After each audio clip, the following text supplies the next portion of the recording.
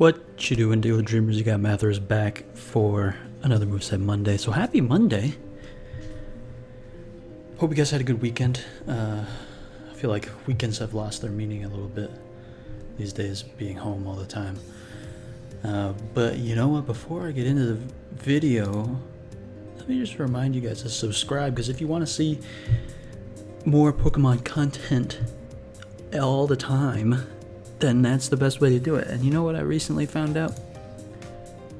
More than 50% of people watching my videos are not subscribed. So what's up with that? If you're watching the videos, if you're interested in the content, the best way to get more of that same content is to subscribe. So do it. It's a free way to support the channel. I put in a lot of work for this stuff. It may not seem like it sometimes, but it is a lot of work maintaining, recording, making thumbnails, all that stuff. Anyway, if you haven't already figured it out, probably did from the thumbnail and the title, but today's Moveset Monday is Poliwrath, Pokemon that I've been meaning to use ever since the Isle of Armor came out, because this Pokemon got a lot of great moves with the new move tutors, and it's been really fun, and someone also suggested it, and I was like, you know what, that's all I needed. That's all I needed. So I got 4 sets here.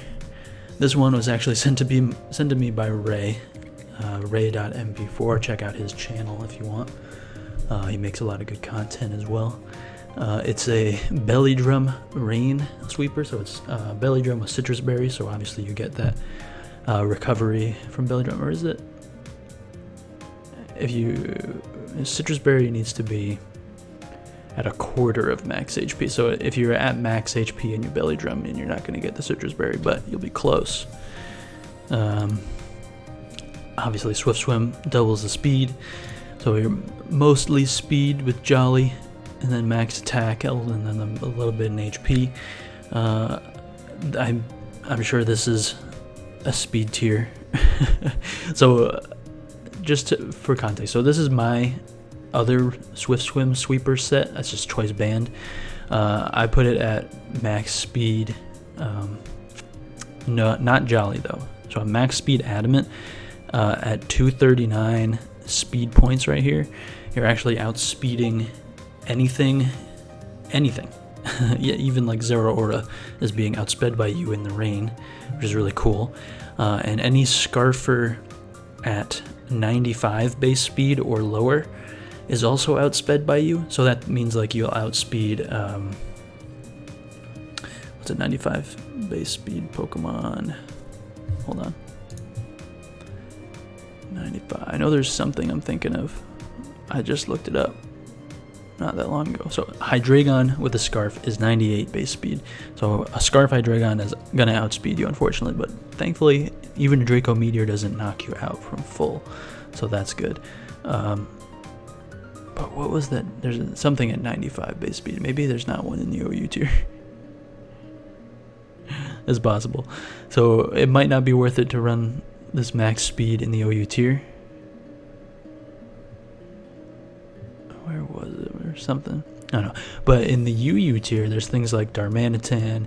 That's a very common Scarfer. Things like Kyurem and Crocodile also. I mean, Kyurem's more often choice specs, but Crocodile's a pretty common Scarfer. So those are all things that you can definitely outspeed in the rain when you're at that speed. So I'm guessing with a Jolly nature, you're going to be outspeeding more things. Like he'll probably be outspeeding like Scarf Hydreigon in the rain, stuff like that. Although, in all honesty, I think Hydreigon might be one of the only Pokemon that consistently runs a choice Scarf with that higher than 95 base speed, although I'm not entirely sure. I think I looked at UU and RU, which are the only tiers you can use it in. Oh, I better not be getting any weird Discord sounds popping up in this recording. I thought Discord was supposed to silence that stuff. Just glancing through the tier real quick. Oh, Silvali's are in this tier, and Drapion is in this tier. So those are things to consider. But yeah, so Swift Swim is actually a pretty viable idea now with these moves. Obviously with Raise set, you get Liquidation is a new move, Drain Punch is a new move, and then Earthquake is a pretty good coverage move.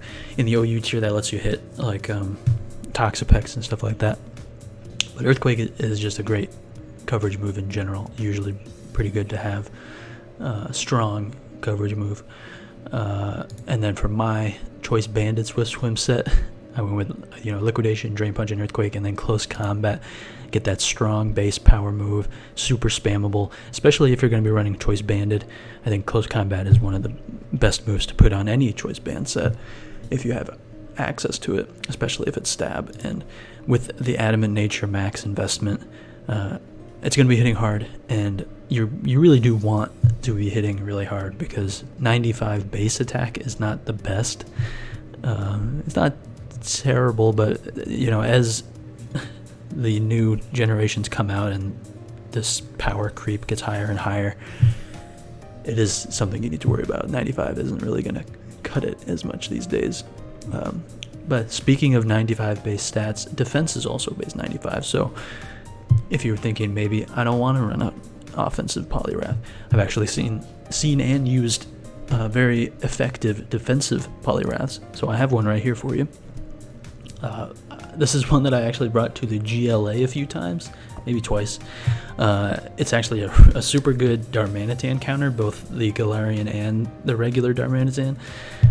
Able to take the ice moves and the fire moves pretty easily. Leftovers, Water Absorb is another really good ability, especially if you're not going to be running a rain team. Having Water Absorb in this thing is great, because just being immune to like Scalds, being immune to water in general, and being able to get HP back as well is pretty cool. So Rest and Sleep Talk, that's other than Drain Punch, that's Poliwrath's best recovery really. But it's kind of good, especially on a defensive set. You want to be able to just kind of sit there. You'll be tanking hits, and then you can just click Sleep Talk and get these moves off, Scald and Circle Throw, which both have great secondary effects. Obviously, you probably know about Scald, 30% chance to burn, which can make the opponent much less of an offensive threat, meaning that you can be much better defensively, get your leftovers back, maybe rest again. And Circle Throw, of course, also Stab, and also switches out the opponent, so it's good versus things that might want to set up versus you. Good if you have some hazards up, you can kind of swap things around and make them take the damage, stuff like that. It is only 90% accurate, of course, so there is that to worry about. Yeah, I think this set can be really cool. Water fighting is actually surprisingly good defensively sometimes. Like water has a lot of good resistances. So water, ice, fire, all resisted. Fighting has some pretty interesting resistances as well. Dark, what else? Bug, I want to say. So it's cool. You could also run like a Rocky Helmet here instead of Leftovers if you feel like you're going to get enough back with Rest. Like I ran Rocky Helmet on my set in the GLA because it was able to get damage off on things like Darmanitan, even if they were going for like U-turn and stuff like that. Also defensive here I thought would be pretty good, or physically defensive I should say, I should clarify, because the stat is higher a little bit, and you're probably going to be taking more physical hits in general, but you can also run specially defensive as well, and I think that could work almost as well as physically defensive, but it does kind of depend on what kind of moves you want to take, because I guess, water, fire, what was the other one I said? Ice. They do tend to be special attackers, I think, in general. But it does, it could depend on what tier you want to bring this thing to. Like, if you want to bring it to OU, you might have to worry about like Mamoswine, although I don't think that thing, I think that thing is banned from UU, not necessarily OU. But if you bring it to UU, you might want to worry about Kyurem. If you bring it to RU, maybe you want to worry about Clawitzer, I don't know. So lots of things to consider, but I think this thing can be pretty viable with defense or special defense investment. Yeah. So yeah, 90, 95, and 90. Those are pretty good defenses. Not a lot of Pokemon have across the board have stats like that. So it is surprisingly good defensively.